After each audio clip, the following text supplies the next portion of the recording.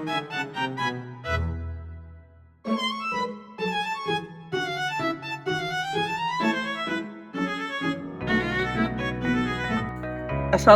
warahmatullahi wabarakatuh. Halo semuanya, balik lagi bersama saya M. Ilham Kurniawan S, mahasiswa Universitas Siber Asia, program studi PJJ S1 Manajemen. Dalam video ini saya akan memaparkan ujian akhir semester mata kuliah Digital Innovative Entrepreneurship dengan dosen pengampu, the one and only Bapak Joko Suharyanto. Dalam video ini saya akan memaparkan analisis konsep digital marketing strategi yang saya pilih. Lanjut ke pembahasan. Berikut analisis konsep digital marketing strategi. Apa itu pemasaran digital?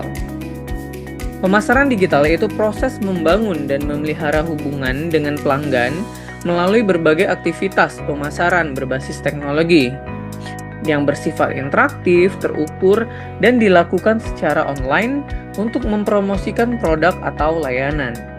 Nah, peran strategi pemasaran digital ini sangat penting dalam mendukung keberhasilan bisnis digital karena berfungsi sebagai arah dan panduan dalam pemanfaatan media digital, membantu perusahaan menjangkau pasar yang lebih luas, serta meningkatkan interaksi dan keterlibatan pelanggan, dan mendukung pencapaian tujuan bisnis secara efektif dan tentunya berkelanjutan. Nah, konsep strategi pemasaran digital ini merupakan proses perencanaan jangka menengah hingga jangka panjang yang digunakan perusahaan untuk menentukan cara terbaik dalam memanfaatkan media dan teknologi digital guna mencapai tujuan pemasaran dan bisnis. Strategi ini menjadi pedoman dalam pengambilan keputusan pemasaran agar aktivitas yang dilakukan perusahaan berjalan lebih terarah dan tentunya lebih efektif.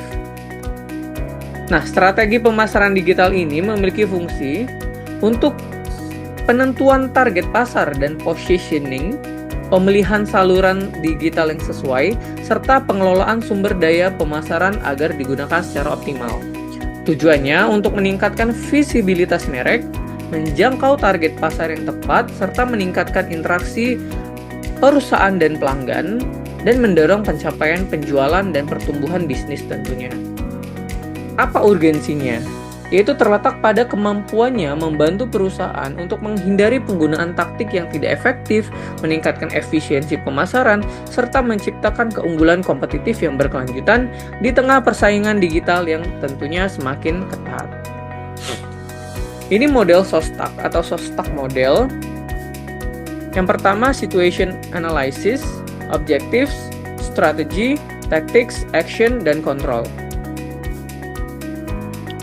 Yang pertama, situation analysis atau analisis situasi. Tahap ini bertujuan untuk memahami, jadi kita pahami dulu kondisi awal perusahaan, mencakup situasi internal maupun eksternal, seperti karakteristik dan perilaku audiens, performa media digital, tingkat keterlibatan pelanggan, kompetitor, kondisi pasar. Nah, jadi tahap ini membantu perusahaan mengetahui posisi bisnis saat ini tuh gimana, positioningnya tuh gimana. Nah, yang kedua, objectives atau tujuan. Tahap objektif ini tentunya berfokus pada penetapan goals. Apa goals yang ingin dicapai perusahaan?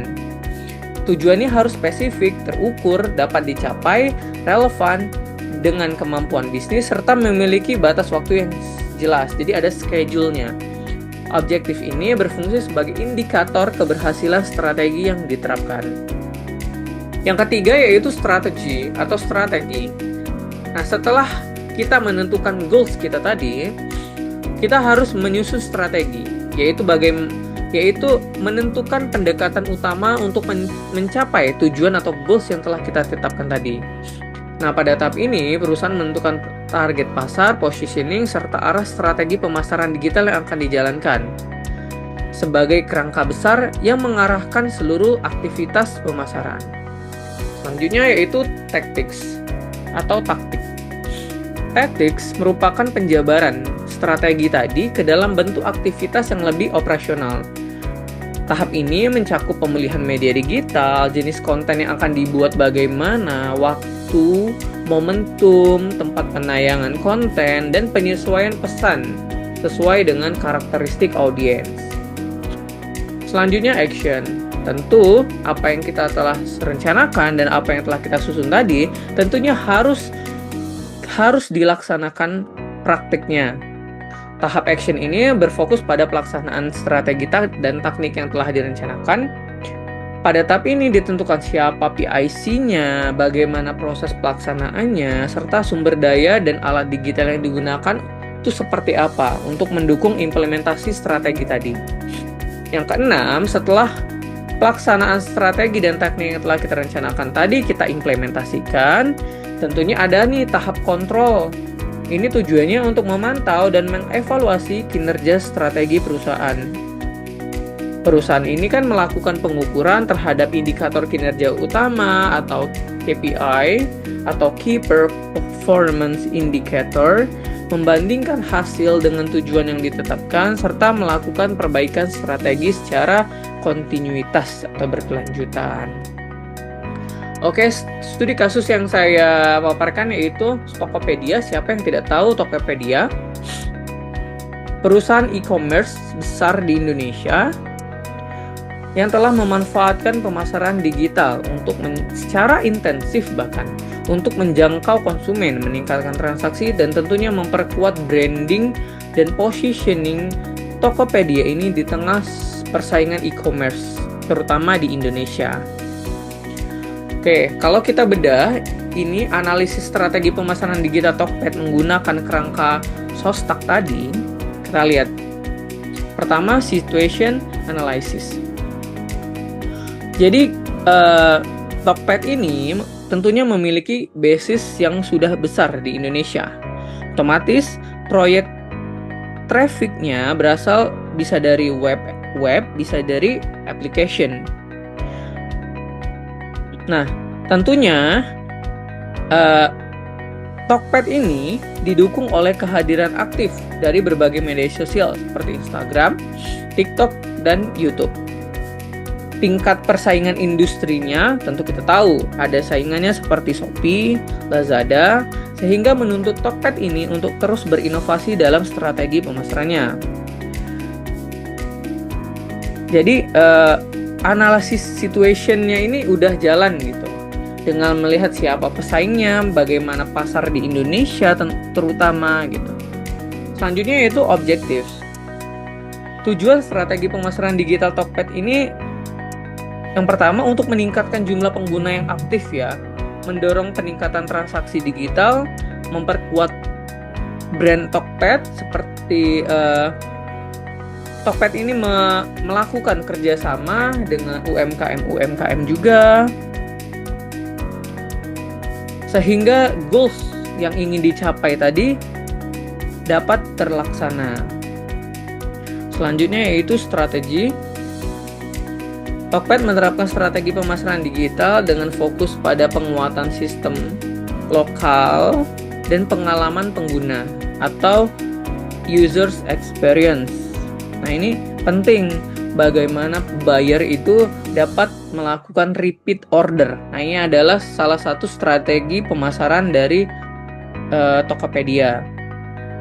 Strategi utama yang digunakan contohnya segmentasi pasar, pengguna digital aktif, dan pelaku usaha online dengan positioning sebagai marketplace yang mendukung produk lokal serta memberikan kemudahan dan keamanan bertransaksi. Jadi Tokped ini membuat campaign terutama dalam mendukung lokal produk di Indonesia menjadi marketplace lokal yang terpercaya atau mendukung produk-produk unggulan Indonesia. Selanjutnya yaitu tactics. Kita tahu bahwa dari sosial media tentunya sangat aktif ya pemasaran dari Tokped ini, dan seperti kita tahu bahwa Tokped ini juga bekerja sama dengan TikTok sebagai bentuk media pemasaran.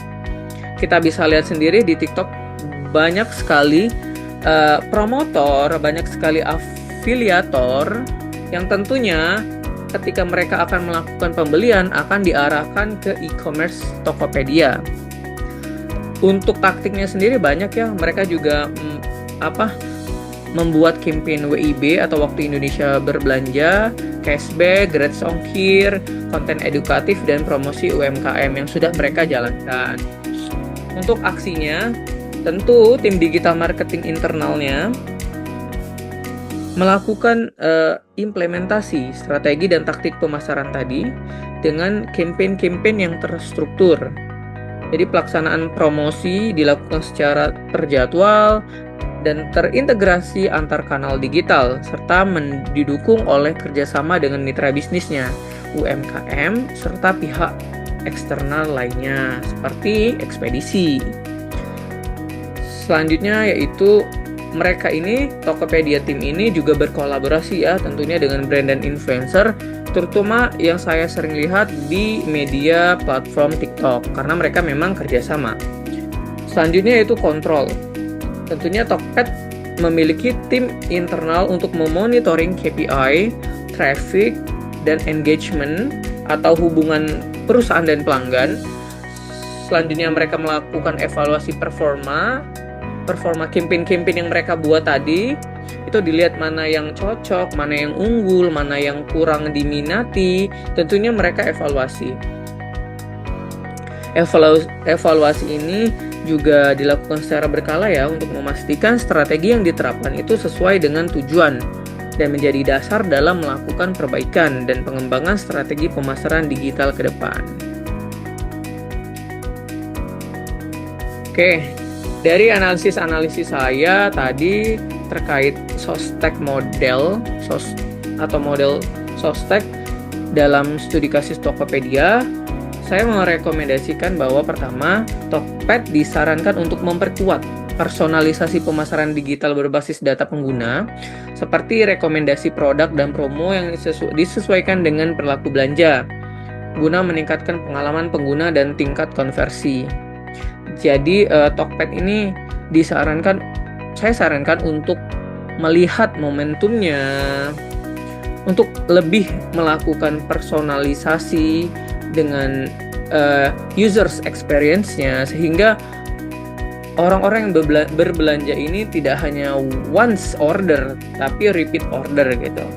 Tapi sekarang mereka juga sudah gencar melakukan itu, cuman menurut saya lebih diperkuat personalisasinya. Yang kedua yaitu Tokopedia dapat mengoptimalkan konten digital berbasis video pendek dan live commerce, terutama melalui media sosial untuk meningkatkan engagement dan interaksi real time dengan konsumen, serta mendukung promosi UMKM secara lebih efektif. Karena live video pendek atau konten berbasis video pendek ini tentunya lebih digemari ya masyarakat dibanding video yang panjang, misalnya video YouTube yang bermenit-menit gitu. Sedangkan kalau dilihat masyarakat ini terutama Gen Z itu lebih suka scroll short video gitu dibanding long video. Selanjutnya penguatan konten edukatif bagi UMKM itu perlu terus ditingkatkan seperti pelatihan digital. Nah ini pelatihan digital marketing dan pengelolaan toko online agar kualitas penjualnya meningkat dan ekosistem Tokped semakin kuat. Mungkin bisa diadakan semacam workshop bagi UMKM lokal gitu.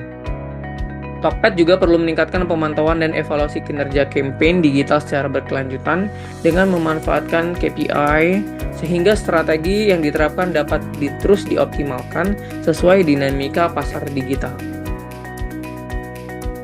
Oke, ini daftar pustakanya. Oke, terima kasih. Itu tadi paparan saya mengenai strategi digital marketing. Terima kasih.